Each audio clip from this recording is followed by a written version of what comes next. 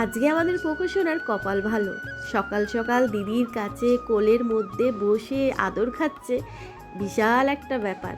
দিদির কাছে চট করে সকালবেলা আদর খাওয়াটা খুবই কঠিন, কারণ দিদি ওঠেই ঘুম থেকে এমন সময় তাড়াহুড়ো শুরু করে দেয় অফিস যাওয়ার জন্য। যাকে আজকে দিদির তাড়াতাড়ি ঘুম ভেঙে গেছিলো, সেই জন্য দিদি একটু আদর করেই ফেললো তার পোকোসোনা। তো হ্যালো বন্ধুরা, তোমরা সবাই কেমন আছো? আশা করি তোমরা ভালো আছো, আমিও ভালো আছি। আমার শরীরটা আগে থেকে অনেকটাই ভালো আছে। তো বন্ধুরা, এখানে তোমাদের দাদাভাই ঠাকুর পুজো করে নিচ্ছে, আর আমিও আজকে দিন থেকে মানে সন্ধ্যাবেলা থেকে সন্ধ্যাবাতি দেবো, ঠাকুর পুজো করব। কারণ আজকে আমি মাথায় শ্যাম্পু করব। দুদিন আমি স্নান করিনি, কারণ জ্বর গা নিয়ে আমি স্নান করেছিলাম, তাই নিয়ে তোমাদের দাদাভাই রাগারাগি করেছিল, তো আমাকে দুদিন স্নান করতে দিইনি। আর আজকে যেহেতু একদম পুরোটাই আমি ভালো আছি, একটু শরীরটা দুর্বল আছে, মাথাটা ঘুরছে, আর কিছু না। তো আজকে স্নান করবো ভালো করে শ্যাম্পু ট্যাম্পু দিয়ে। তার আগে আমি রান্নাটা সেরে নেবো, কারণ ঘরের ঠাকুর পুজো তো হয়ে গেছে, দেখলেই তোমাদের দাদাভাই ঠাকুর পুজো করে দিয়েছে। আর সকালবেলায় মেয়েকে আলু সেদ্ধ ভাত করে দিয়েছি। আগের দিন আমি ডিম সেদ্ধ করে রেখে দিয়েছিলাম, যেহেতু আজকে শনিবার, তো ডিম সেদ্ধ করতে পারবো না, তার জন্য আগের দিন রাতেবেলা ওর জন্য দুটো ডিম সেদ্ধ করে রেখে দিয়েছিলাম, আর সকালবেলা আলু সেদ্ধ ভাত দিয়ে দিয়েছিলাম। মানে সত্যি কথা বলতে, শরীর ভালো না থাকলে না মনে হয় কী যে করবো কী করবো না বুঝে পাই না। তো অনেক সবজি তো ফ্রিজে রাখা ছিল, কিন্তু আমি রান্না কি করব তালগোল পাই না।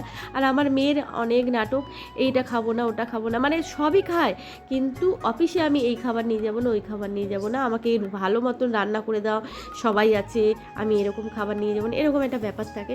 তবুও আমার প্রত্যেকটা দিন আমি ওকে ভালো মন্দ রান্না করে দিয়েছি, আমার শরীর খারাপ থাকাকালীন। কারণ ঘরে মাছ থাকলে মাছের একটা প্রিপারেশন করে দিলে ও অনেক ভালো। তো যাকে সব রকম সবজি কাটলাম, যেরকম উচ্ছে কাটলাম, কাঁকরোল কাটলাম, ঢ্যাঁড়স কাটলাম। ঢ্যাঁড়সের ঝাল করব ভেবেছিলাম, কিন্তু করতে পারিনি, সর্ষে আনা হয়নি তাই। তো উচ্ছে ভেজেছি, কাঁকরোল ভেজেছি, মুগের ডাল করেছি, আর এখানে আলু সেদ্ধ আর ছোলা সেদ্ধ দিয়েছি। কারণ ছোলা সেদ্ধ এই জন্য দিলাম, বরমশাইয়ের কথা হচ্ছে রাতেরবেলা মুড়ি খাবো, তার জন্য আলু সেদ্ধ আর ছোলা সেদ্ধ করে দিও। তাই আমি বললাম ঠিক আছে, আমাদের তো প্রায় ম্যাক্সিমাম সময় তো শনিবার মঙ্গলবার মুড়ি খাওয়াই হয় রাতের দিকে।